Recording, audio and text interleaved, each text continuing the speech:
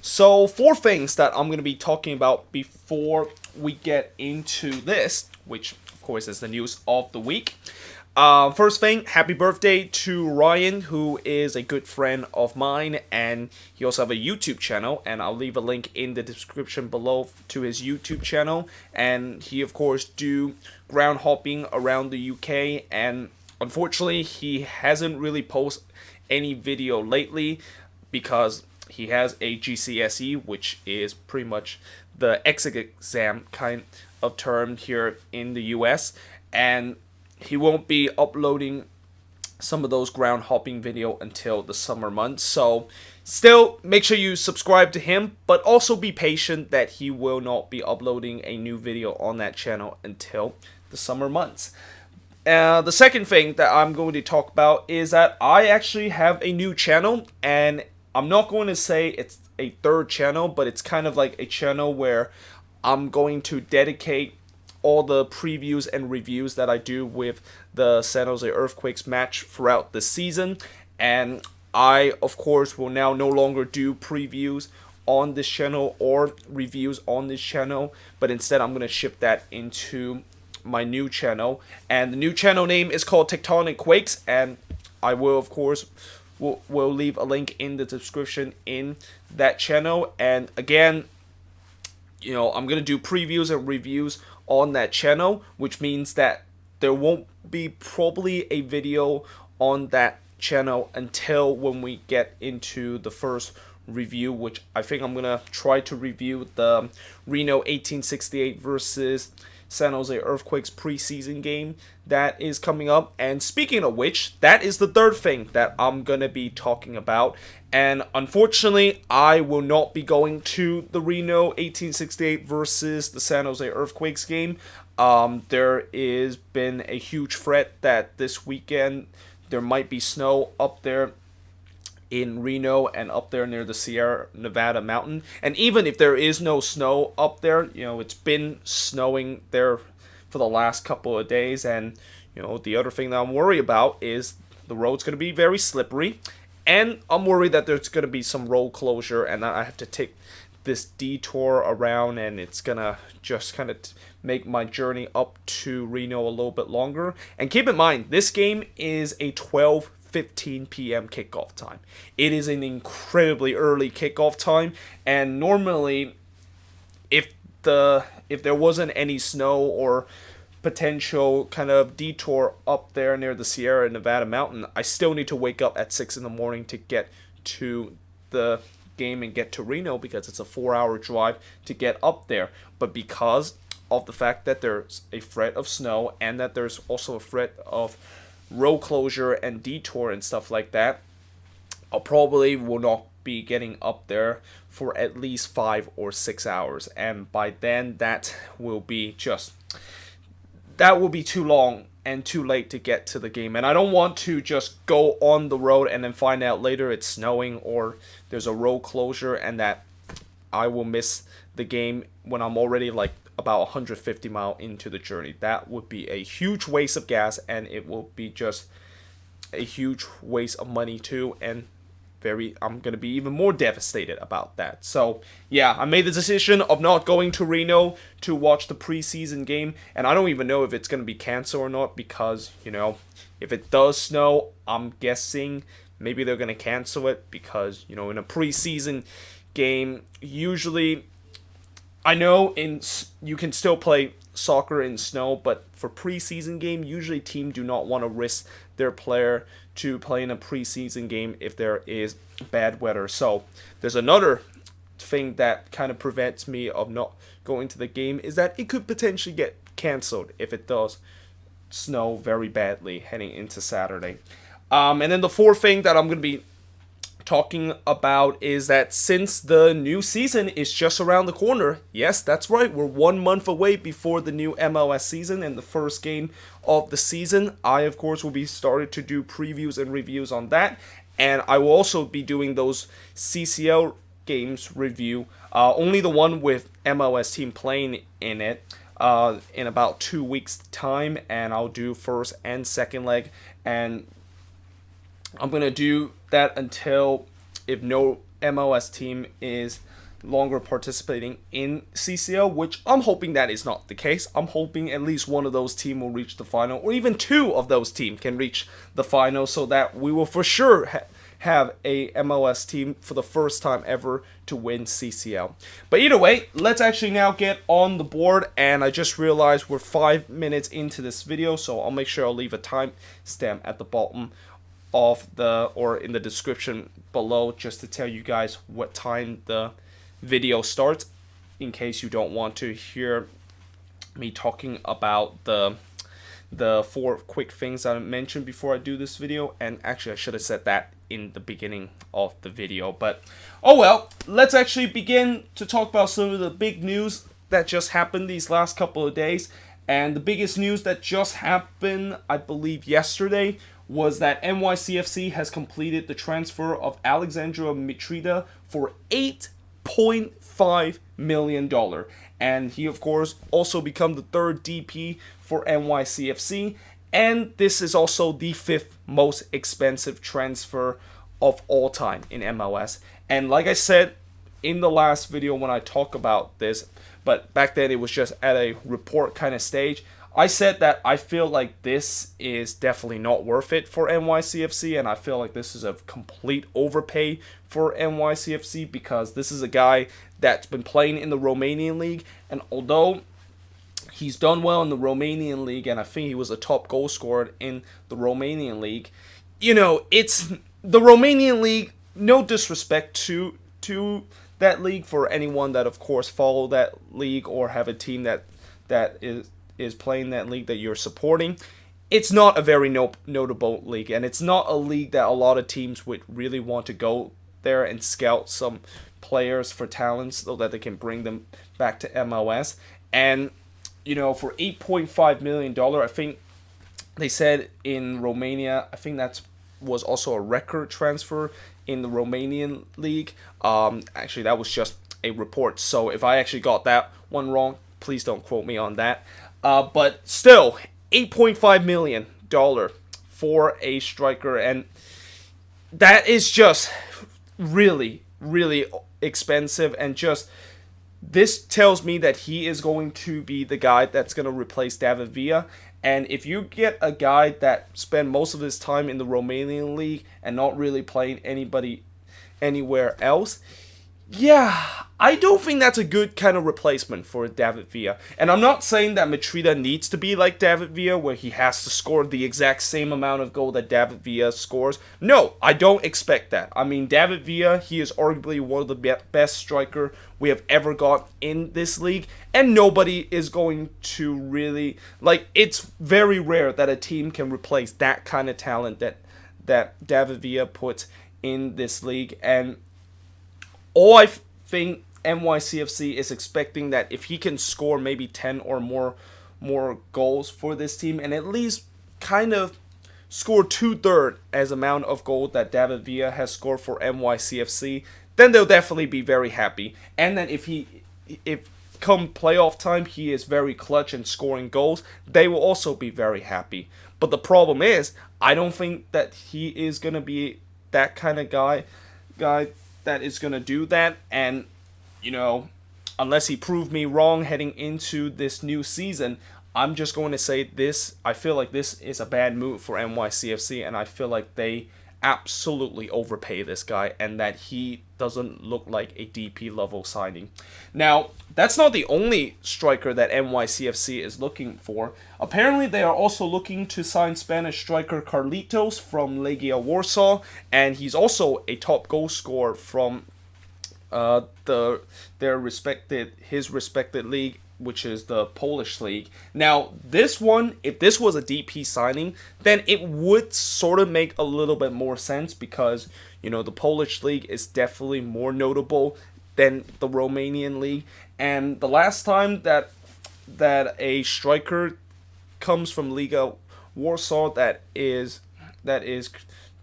coming over to MLS and play in this league, that guy was Nemanja Nikolic. And you will know that Nikolic is one of the best finisher in this league, and he also got the Golden Boot in his first season. Now, I don't know if Carlitos is going to do that if he does come to this league. But if you ask me, which striker I would definitely put in front if NYCFC is going to sign both of them, I would put Carlitos in front instead of Mitrita. But obviously that is not going to happen because most likely Mitrita will start because he's a DP. Although, unless NYCFC decided to put Mitrita in the wing area, because apparently I heard Mitrita can also play in the wing area and that Carlitos could basically start in that number 9.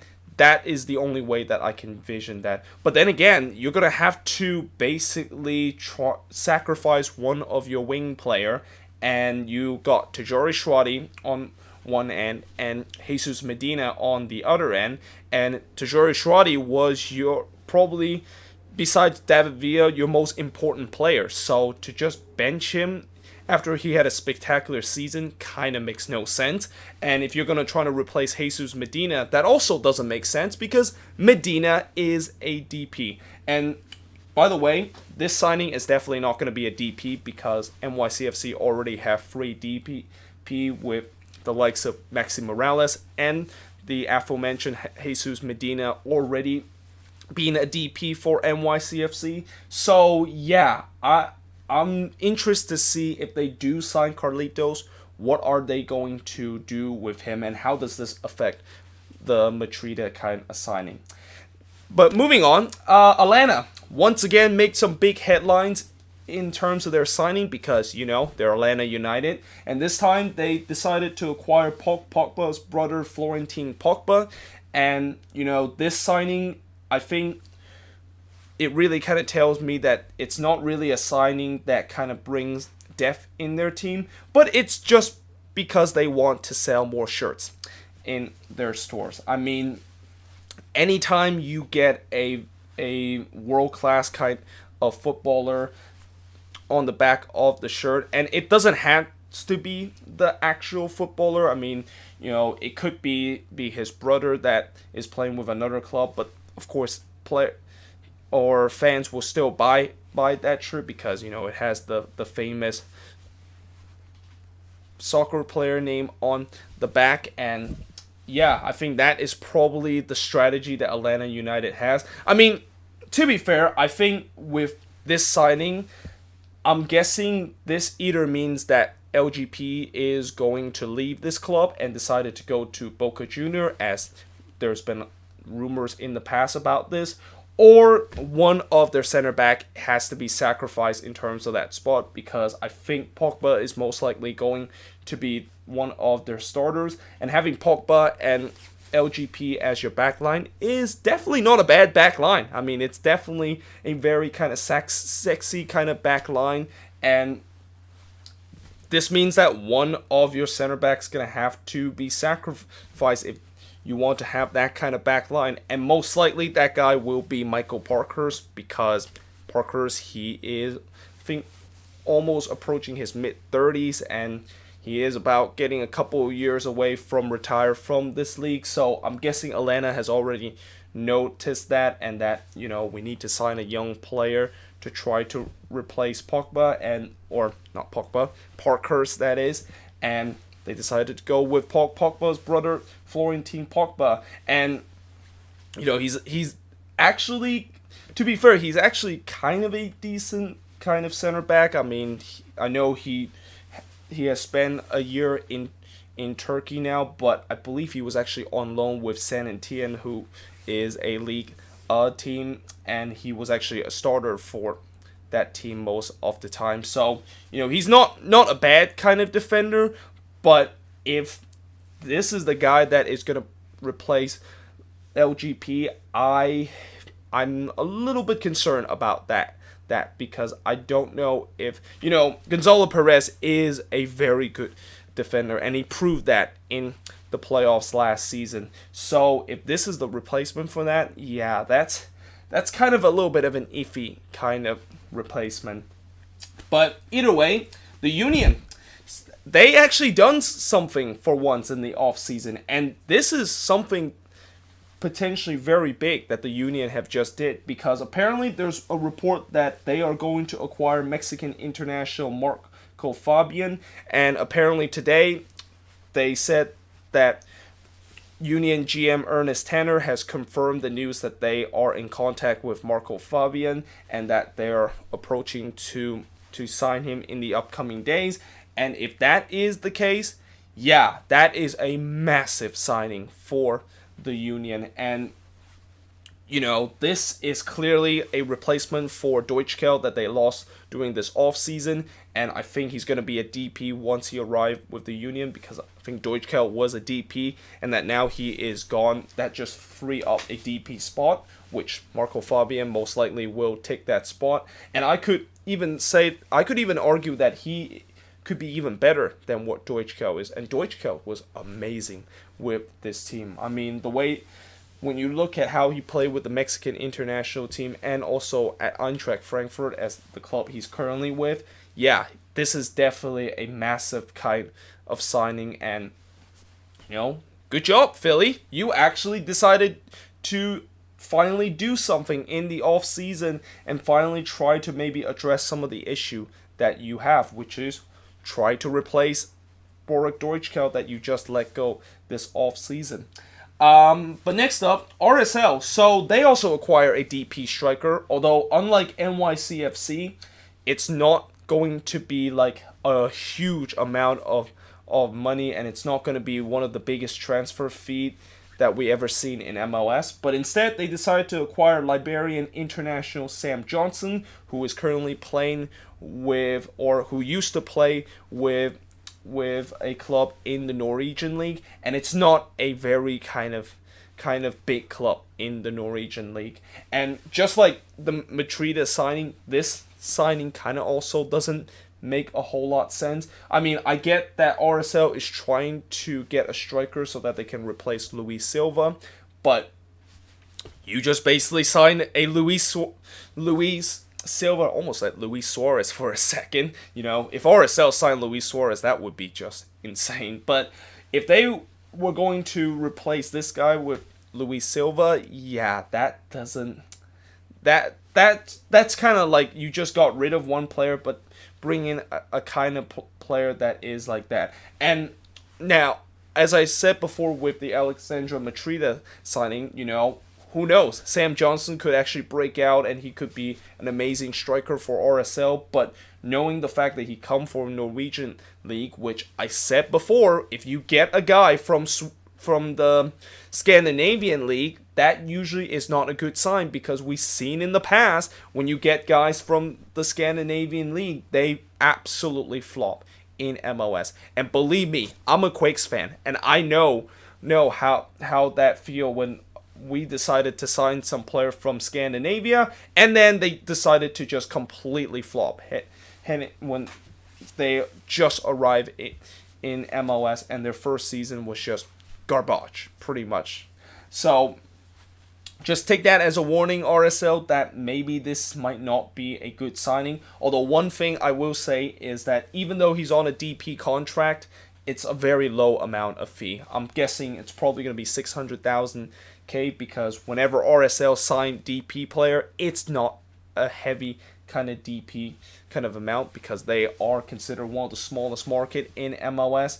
But the bad thing about this is they waste a DP spot that they could have got for another decent player. And second, this is just kind of, I feel like, another Luis Silva kind of type of player, and that most likely they're going to have to rely on Corey Bear to score a bunch of goals going up front in that number 9 position. Which, don't get me wrong, I like Corey Bear. He's one of my favorite player, and he won the Rookie of the Season last year, and he scored a bunch of goals. But if you're going to rely a guy that is only playing in MLS for his second year, and you don't know if that first season, if he can replicate that first season, and that he might maybe have a sophomore slump heading into the second season, yeah, that is definitely not a player that you want to rely on scoring the goals, and that RSL is going to have to end up once again playing a false 9 and not really starting a striker in that team. But next up, Columbus. So they acquire Waylon Francis in exchange for 50,000 general allocation money to the Seattle Sounders. Now, on paper, this looks like a good signing for Columbus because this is a backup for Milton Valenzuela, and they get depth in that fullback position. Until you realize that Milton Valenzuela just reported a couple of days ago that he suffered a serious injury, and that there's a report that it might be season-ending injury, and if that is the case, I wish him a very speedy recovery to that injury. I mean, you always hate to see guys, especially this early in the season, have to suffer a serious injury where it just end your season. And if you're a Columbus fan, this not only is kind of a sad news, but it's also a very frustrating news because the last injury you do not want to see is preseason injury and also training injury, as it was reported that this was a training injury incident, since not a lot of guys actually get themselves injured during training session. But again, in a serious note, I wish him a very speedy recovery, and hopefully it's not a season-ending injury. And if it is, looks like Waylon Francis is going to be their starting left back in that team. And Waylon Francis is kind of a decent left back. I know Sounders fan probably would disagree with me because they've seen how he plays, and at times he look absolute garbage. But I think he's a decent kind of fullbacks for this team. Now, is he a Milton Valenzuela kind of level of fullback? Absolutely not. I mean, Milton Valenzuela is probably the best fullback in this league, and if they lose him for the rest of the season, this is a huge blow for the Columbus Crew. And the other thing, to just add a little bit more salt into Columbus wounds, is that they just literally signed him on a permanent deal just this off season, and now he could be done for the rest of the season. That means that they just waste a lot of money on that. So yeah, this is very frustrating. It's a very frustrating and very kind of sad news that Columbus will have to endure. But moving on, the Vancouver Whitecaps have decided that they are going to waive Marcel de Jong, and for once Vancouver is actually not buying player, because it seemed like every single day there's always a news talk about how the Whitecaps have acquired a player here from wherever, because they've been just doing non-stop business in the transfer window and trying to build their team in just a very fast-paced option. But recent news says that they have decided to waive Marcel de Jong, and it's kind of a little bit of a head scratcher, because I thought Marcel de Jong was pretty decent for the Whitecaps. I thought he could have maybe used as a depth kind of player for this team heading into the new season, but apparently they don't want him and they want to waive him off. And I'll tell you what, with Marcel de Jong now being open for a team to sign, and there's no doubt that I think he's going to sign with another team heading into this new season, and most likely it's going to be an MLS team.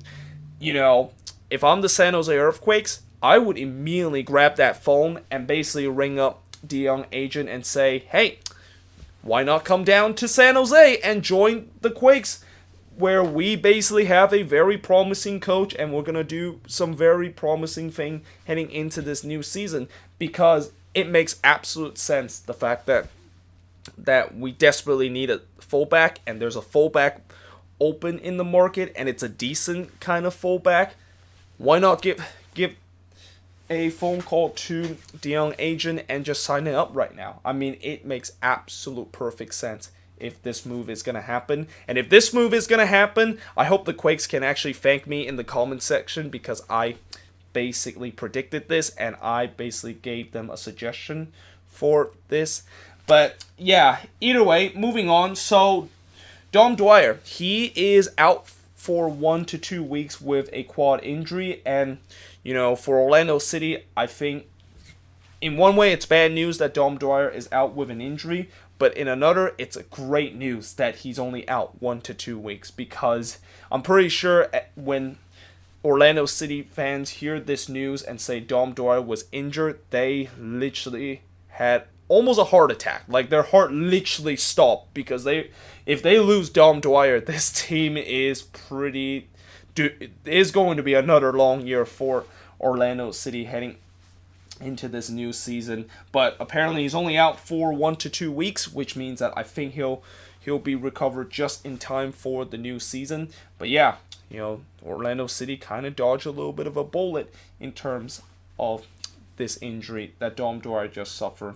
And then moving on, Taylor Twellman, an analyst in ESPN and also a commentator, probably one of the most annoying commentator in my opinion, and also one of the most annoying analysts. But he reported that there might be a Liga MX and MLS tournament that is coming up in the horizon. And this is actually not a new thing. This actually happened about 10 years ago, where there was a Liga MX and MLS kind of tournament, but unfortunately that was very short-lived because CCL was introduced, and that it just pretty much cramped up the schedule.